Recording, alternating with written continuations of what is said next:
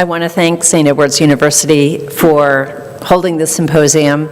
In particular, I want to thank Professor Innes Mitchell and Dr. James Puglisi for being so helpful in allowing this to take place. I also want to thank you all for being here to be open to learning about this difficult topic. And certainly, as was said earlier, I'm available to talk to folks after this if you'd like to speak to me, and I'll put my email address at the end of this talk, so you can contact me that way as well. I'd like to start with this question. Can religion be bad for kids? Or more to the point, can religious belief lead adults to abuse and neglect children? Some people feel that religion has nothing to do with harming children. Rather, as I've been told by some, perpetrators of abuse and neglect are just sick, sadistic individuals who may not understand how to interpret doctrine correctly. They're right to a point. There are cases where perpetrators would commit crimes against children regardless of their beliefs. I've looked at many criminal cases and studies and so forth, and most of the cases I've run across, the individuals are not mentally ill. They're not sick. They're not sadistic. A lot of what we're going to be learning about tonight is not about people necessarily acting out of cruelty, but acting out of what they believe makes a pious individual. Before going further, I want to make clear that a majority of people of faith don't abuse and neglect kids. And many certainly don't justify abuse and neglect with faith. While the headlines can lead us to think the worst, the vast majority of clergy do not molest children. In fact, many faith communities throughout the country are doing amazing things to help kids who are abused and neglected and to prevent those cases from happening. While Pope Francis has been somewhat criticized for lack of action in the past, he has done something that's unprecedented. He has started a panel that includes women and a survivor to take a serious look at the issue of child sexual abuse in the church. But sadly, we must also acknowledge that there are too many children being harmed in the name of faith. According to Marcy Hamilton, who's a law professor at Yeshiva University, the United States has a romantic attitude toward religious individuals as though they're always doing what is right. But the unrealistic belief that religion is always for the good is a hazardous myth. Horrible things have been done to children beneath the cloak of religion. Children have been raped, beaten, and permitted to die excruciating deaths. Here are some examples of what Professor Hamilton is talking about.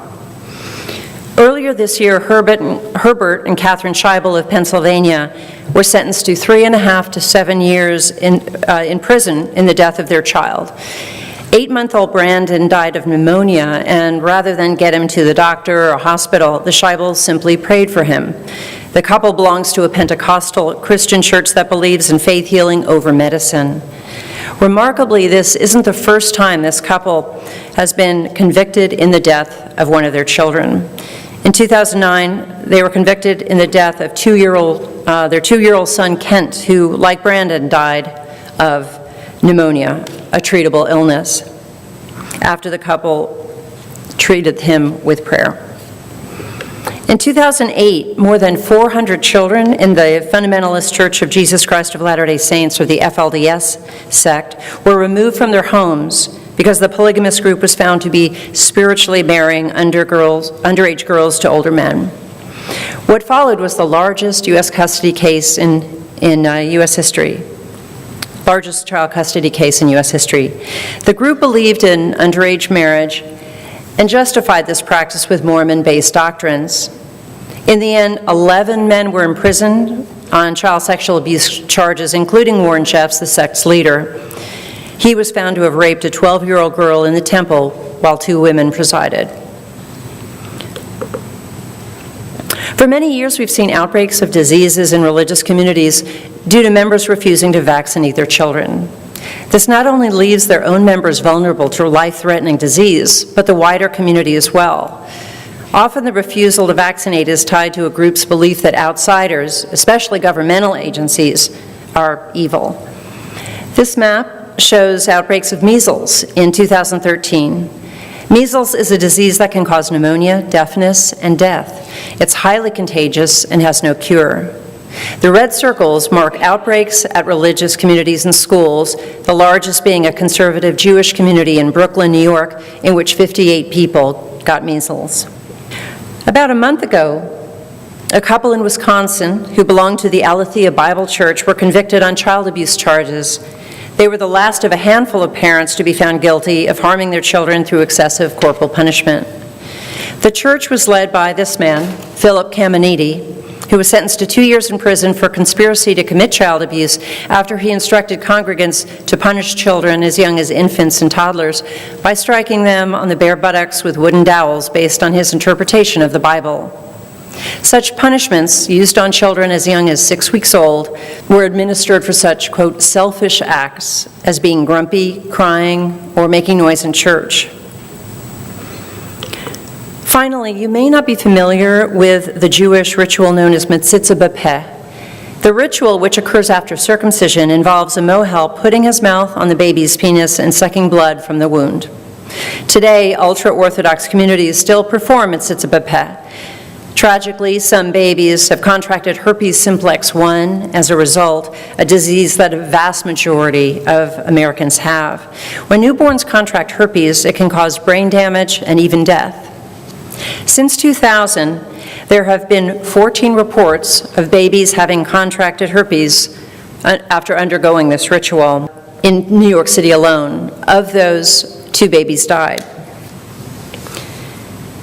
These are extreme cases, but I can assure you that I've uncovered ones that are even worse.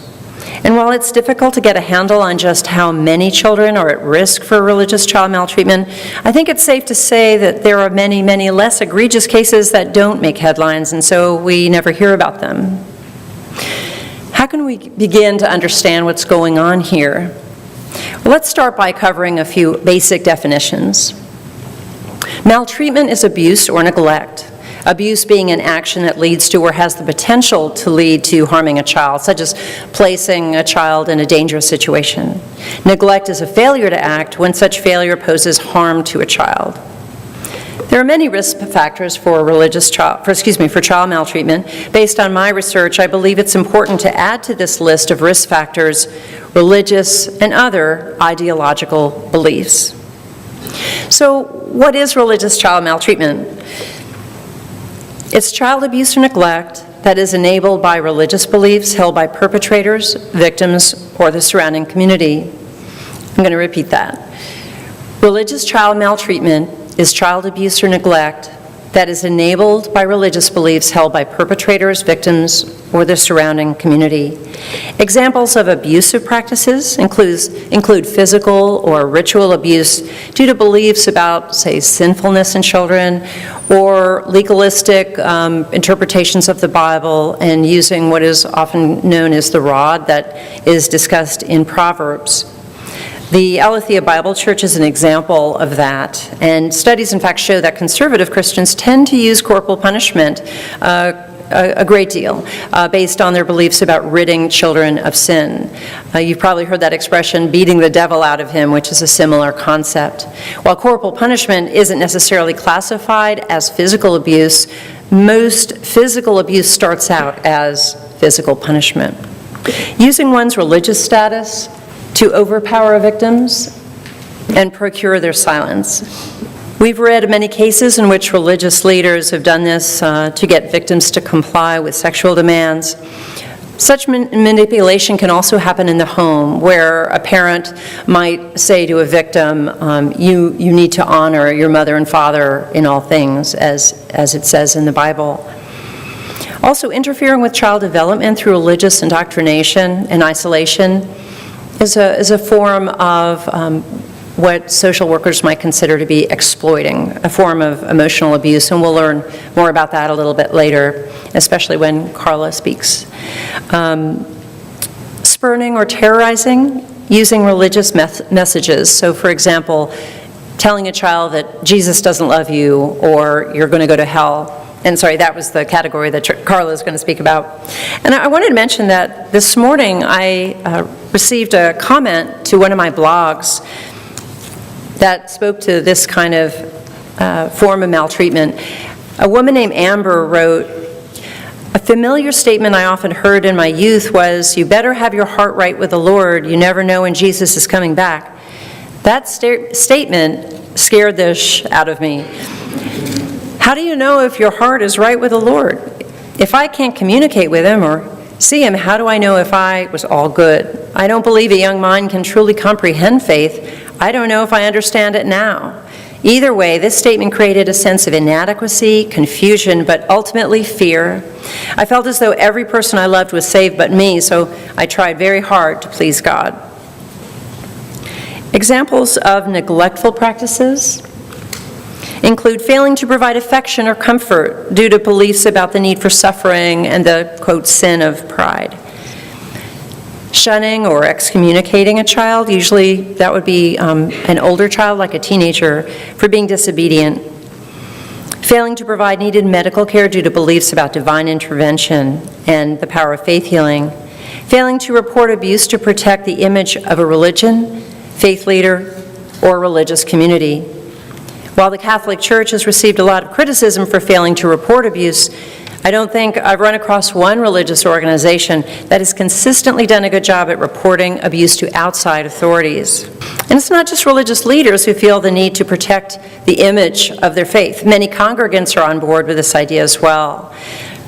Many religious organizations have doctrines that pertain to avoiding scandal. And so you have faith leaders and others coming up with all sorts of ways to avoid reporting, including having their own internal trial system, if you will, and investigative teams, people that aren't trained in areas of crime investigation. The problems are that they often result in, when professionals do eventually arrive on the scene and investigate a case, they have a really hard time doing it well because evidence is been lost, people's memories fade, and that kind of thing. In the end, victims don't get help and perpetrators are not held accountable.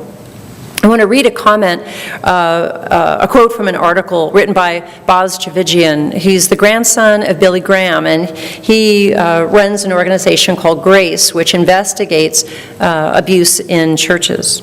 The heartbreaking reality is that the marginalization of survivors is all too common in the Christian community. I have encountered many abuse survivors who want nothing to do with Jesus because of being marginalized by the very community they had hoped would care most, the church. Just like the priest and Levi in the parable of the Good Samaritan, we are often so quick to embrace rational excuses for why we walk away. When we do this, we marginalize the very lives that God sees as beautiful and infinitely valuable. When we do this, we marginalize Jesus. Which children are at the greatest risk for religious child maltreatment? Are there certain religions that are worse than others? From my research, it actually doesn't matter whether the religion is Christianity or Islam or Judaism, or what kind of religious text the family might be reading from, or whether they call a deity Jehovah or God or Allah. What it really comes down to is how a community is governed. What I mean by that is, when a child is being raised in a religious, authoritarian culture, whether it's a church, a large religious organization, or a single household, kids are at a heightened risk for religious maltreatment. Religious authoritarian cultures share three main characteristics. They maintain a strict social hierarchy, so clergy would normally have a lot more power than everybody else. Men almost always have much more power than women, and children have next to no rights whatsoever. The membership is unusually fearful, and the culture is socially separatist. And social isolation is a big contributor to the problem, even if the group lives in an urban area. Just how does religious authoritarianism affect children? In these cultures, children are extremely vulnerable. And the reason is because they cannot rely on their parents, their chief caretakers, for protection. Let me explain what I mean. As I said before, harm comes from how communities, families in particular, are governed. In authoritarian systems, it's not family cohesion that is paramount, but family obedience. When one or more family members doesn't follow the rules, and there are often many, many rules to follow, they can be punished. For example, they can be shunned or excommunicated. This is a big fear because for many family members, leaving such a community, often one that's quite isolated, it would mean leaving behind their entire social network, and even believing that they'll have no chance at eternal salvation. And so you see families living in fear. You see scapegoating, parents severely punishing their children. In more totalitarian systems, you see children turning on their parents and even reporting them to the leadership. The bottom line here is that family bonds in these cultures are not strengthened, they're weakened. Parents in religious authoritarian cultures are often victims themselves. That's because they're expected to raise their kids according to the rules of the culture instead of relying on their own instincts. This often involves adopting a one-size-fits-all parenting approach rather than taking into account children's individual needs. In this way, parents are frequently torn between their instinctual desire to protect their children and their desire to do what they believe pleases God. Take the story of Abraham and Isaac, where God tells Abraham to sacrifice his son. Fortunately, an angel sent by God tells Abraham he doesn't have to go through with it because God understands that Abraham fears him. Theologians say this story is important because it marks a time when cultures stop practicing child sacrifice. But I'm going to use this story to point out something else, and that is just what it must have been like for Abraham to make the call. Does he kill his own offspring or protect his son and thereby say no to God? It's an agonizing decision for a parent to make. So again, the parent in a religious authoritarian culture is torn between doing what he or she feels naturally is best for the child while being pulled in another direction, which involves harming the child as a way to prove the parent's allegiance to faith.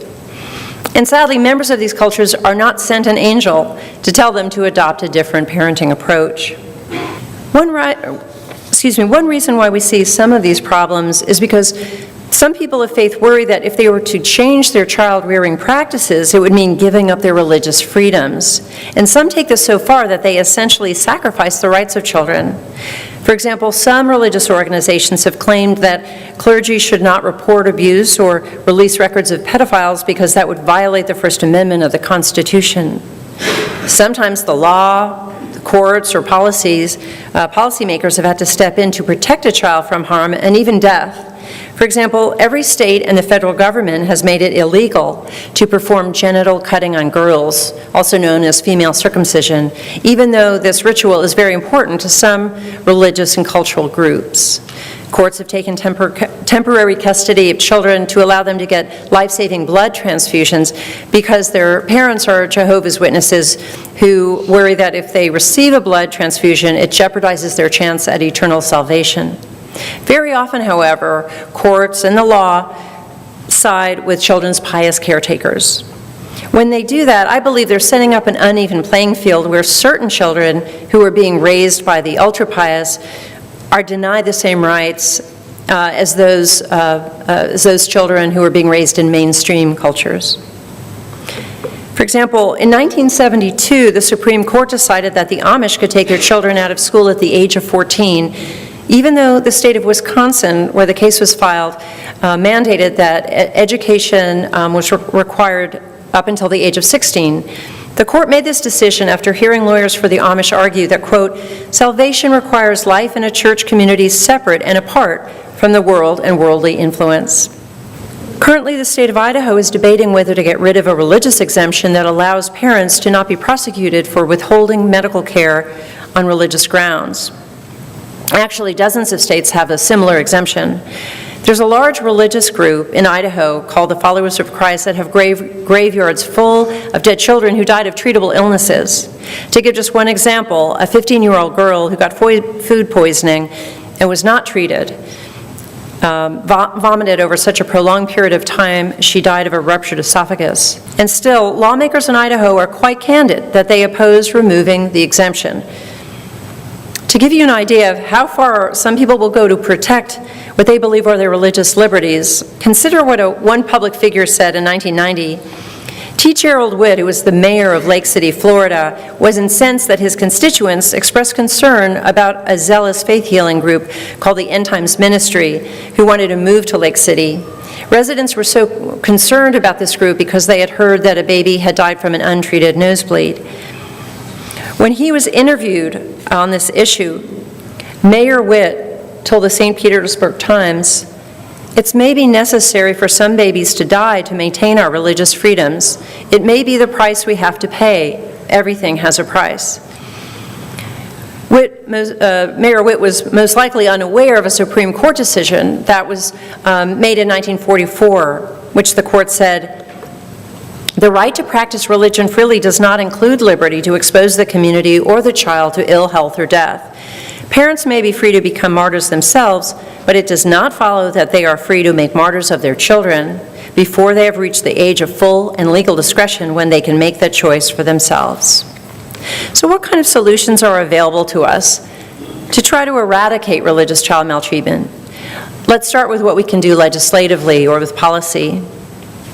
I believe that all clergy should be mandated reporters, and there are a number of states that do require that. There are a number of states that exempt clergy from being mandatory reporters. Some states have a loophole where if a member of the clergy hears about an abuse case in confession, he does not have to report it. I believe we should repeal religious exemptions like the one being debated in Idaho. I think it would be helpful to have new protocols for investigating uncooperative religious communities. So for example, with that custody case I was telling you about among the FLDS, where more than 400 kids were removed, the CPS was quite hampered by allowing the mothers to go with the kids when they were being questioned. And as a result of that, Texas changed their policy that said social workers can remove parents from the room. It ended up hampering the case severely to have the mothers there because they were telling the children basically not to answer any questions or make up lies about the sect. And then finally, I think it would be important to have every victim to be allowed a window of opportunity where they could come forward and sue a religious organization, even if it's just for a limited period of time. That has been really helpful with a lot of victims just finding closure in states that have allowed them to do that. I see faith communities as really taking the lead on this issue. There are required policies and procedures by insurance companies that a lot of religious communities have taken up. Many faith communities are very adamant that they need to prevent abuse. But I think that more can be done so that there's better response to cases when they do arise. We're still seeing problems where there's opposition to reporting abuse. I just read that bishops in Italy have stated now officially that they are not legally required to report abuse, which is true. It's not mandatory by law in Italy, but again, I just think that we need to kind of shift things a little bit and see the importance of if victims are comfortable with it, that they report abuse and not just to a religious authority, to a secular authority. I think it would be important for faith communities to do more partnering with governmental agencies like Child Protective Services and law enforcement so they can learn more about the law. As Carla mentioned, she and I are both on the board of the Child Friendly Faith Project. We're a nonprofit organization that works with faith communities to educate them about some of these things. And some of the things we're talking to faith communities about is, well, take a look at what kind of programs you have for children. How are you teaching them about the faith? And also, what kinds of things are you teaching parents about parenting? I think it's also important for governmental agencies to get more familiar with what's going on in faith communities, get to understand their traditions better, do their homework before they go in and investigate, and also form an ongoing partnership with faith communities so that when there is a case of abuse that arises, there's trust there so that the faith leaders or congregants won't feel so hesitant to pick up the phone and report it. Maybe, though, what all this really comes down to is just acknowledging that children have basic human rights, the rights for needed medical care, for a proper education, and to feel and be safe. Maybe we should be asking questions such as, should children be indoctrinated into a belief system and denied access to mainstream information, as is typical in very conservative communities? Should adults be permitted to engage children in religious protests, issues they don't fully understand? Aren't these examples of exploiting a form of emotional abuse? When it comes to teaching children about faith, maybe we should question some religious stories that we were raised with that may not be appropriate for children. Maybe we should take more time to think about the sons and daughters who appear in those stories. Going back to the story of Abraham and Isaac, Abraham's agreement to sacrifice his son is typically viewed as a testament to his devotion to God. But what if we saw it from Isaac's viewpoint? For instance, we might ask, how did Isaac feel watching his beloved father tying him up and putting him on the woodpile? What were his thoughts when his father reached for the knife? It's interesting, in Rembrandt's depiction of the story, Abraham is covering his son's face. Why would he do that? Was it to spare him the sight of seeing his father kill him, or to silence him? After the incident was over, how might it have affected Isaac? Could he have suffered from PTSD? How might it have affected his family? Maybe we should take more time to think about how we perceive society's youngest members. Certainly, there is much scripture that supports the idea that children are important individuals. For example, in the New Testament, Jesus never advocates using corporal punishment on children. And in Matthew 18, he tells his followers to emulate children in their humility. Isaiah 11:6 paints the picture of a peaceful society and envisions children being front and center. The wolf will live with the lamb, the leopard will lie down with a goat, the calf and the lion and the yearling together, and a little child shall lead them. By just learning and talking about the issue of religious child maltreatment, we can better ensure that a spiritual upbringing is a nurturing experience for every child. Thank you.